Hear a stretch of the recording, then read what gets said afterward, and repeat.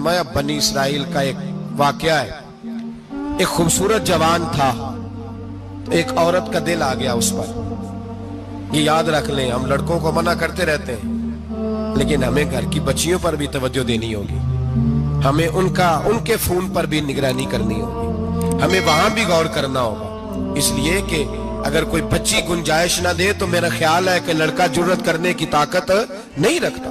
तो वहां भी उनकी अम्मा से कहे कि पाबंदी लगाए, बच्ची किसी का मोबाइल लेकर के कहीं उसको इस्तेमाल तो नहीं कर रही, इस पौधे पर भी तवज्जो दे, दरख्त बनने से पहले इसकी भी निगरानी करें, यह भी बड़ा जरूरी काम है।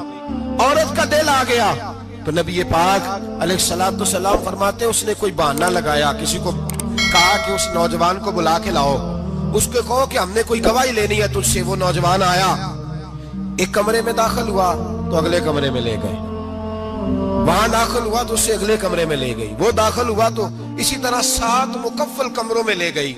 मेरे करीम रसूल मेरे महबूब पाक अलैहिस्सलाम फरमाते सहाबा को समझा रहे हैं मीठे लबो लहजे में, फरमाते जब सबसे पिछले कमरे में ले गई तो एक लड़का बंधा हुआ था वहां रस्सियों से, शराब का प्याला पड़ा हुआ था। और बीबी कहने लगी कोई गवाही शवाही नहीं लेनी, तुझे इसलिए बुलाया है कि तेरे ऊपर दिल आ गया है, अब मेरे साथ मुंह काला कर।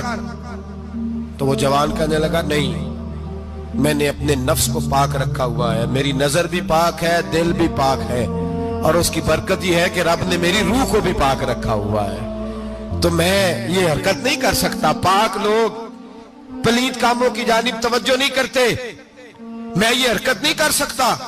इकबाल ने अपने बेटे को दुआ दी थी, उसने कहा था हया बाकी नहीं है जमाने की आंख में, खुदा करे कि रहे तेरी जवानी बेदाग, खुदा करे कि रहे तेरी जवानी बेदाग। कहा मेरे साथ मुंह काला कर, उसने कहा मैं नहीं करता। कहने लगी चल फिर इसको कत्ल कर, इसको मैंने बांधा हुआ। उसने कहा मैं कत्ल क्यों करूं, मेरी क्या दुश्मनी है। कहा फिर शराब पियो, कहा मैं शराब भी नहीं पीता। तो कहने लगी अब तो मैंने तुझे अपने चुंगल में फांस लिया है, अब तू यहां से बच के जा नहीं सकता, और अगर तू बाहर जाएगा तो मैं शोर करूंगी, लोग जमा करूंगी, इसने मेरी इज्जत आबरू पे हाथ डाला है, तो तू बच तो नहीं सकता, एक काम तो करना पड़ेगा। महबूब फरमाते उस नौजवान ने सोचा कि जिना भी बहुत बड़ा जुर्म है, कत्ल भी बहुत बड़ा गुनाह है, चलो अब मजबूरी है तो शराब पी लेता हूं। लेकिन वो समझा ना कि शराब तो बुनियाद है। उसने एक प्याला जो पिया, कहने लगा एक और दे दो, दूसरा पिया तो कहने लगा एक और दे दो। अब 3 प्याले 3 बोतलें शराब जो पी चुका तो खुमारी चढ़ गई। अब उस औरत के करीब जाने लगा कि मैं तेरे साथ जिना करूंगा। उसने कहा जब तक मैं करीब नहीं आने दूंगी जब तक तू इसे कत्ल न करे।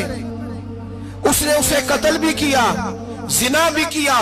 तो महबूब फरमाने लगे ये कत्ल और जिना जो हुआ है तो ये शराब की वजह से हुआ है। गोया शराब वो जुर्म है जो कत्ल भी कराएगी, जो जिना भी कराएगी। और अगर आप नशई को देखें, अगर आप शराबी को देखें, तो क्या वो डकैतियां नहीं करता फिरता, वो चोरियां नहीं करता, वो अपनी ही माँ का जेवर नहीं बेच आता, वो अपनी ही बहन का पड़ा हुआ जहेज नहीं बेच आता, वो अपने ही घर में डाके नहीं डालता, वो अल्लाह के घर मस्जिद में आकर के चोरी नहीं करता। वो सिर्फ इसलिए करता है कि ये नशा, ये शराब, ये माँ है गुनाहों की, ये जड़ है। मिल्लत के लोगों याद रखो, इस उम्मत, इस पाकिस्तान के साथ जहां बहुत सारे जुल्म हुए, वहां बड़ा जुल्म ये है कि बहुत बड़ा तबका जवानों का नशे का आदी है। वो नशा इन्हें इश्क मजाजी और औरतों के इश्क की जानिब ला रहा है। वो नशा चोरियां करा रहा है, कत्ल करा रहा है, डकैतियां करा रहा है। बहुत बड़े जालिमों ने बहुत बड़े हाउस बनाए हुए हैं जिनके अंदर शराब फराम की जाती है, नशा दिया जाता है। मैंने तो ऐसे ऐसे लफ्ज सुने कि इलेक्शन के दिनों में वोट लेने की खातर सियासतदान इन्हें नशा फराम करते हैं, इन्हें बांध के रखते हैं, रोज तुम्हें पुड़िया मिलेगी, वोट हमें डालना।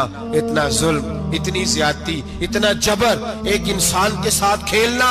लौट आओ, पकड़ो इनका दामन, अपने घरों को बचाओ, अपने दोस्तों को बचाओ। जागो जागो उम्मत के लोगों, जागो। मेरे नबी पाक सल्लल्लाहु अलैहि वसल्लम के कलमा गो लोगों को बचाओ। इन पर अगर सख्ती करनी पड़ती है तो करो, प्यार करना पड़ता है तो करो, मेहनत करो, जद्दोजहद करो।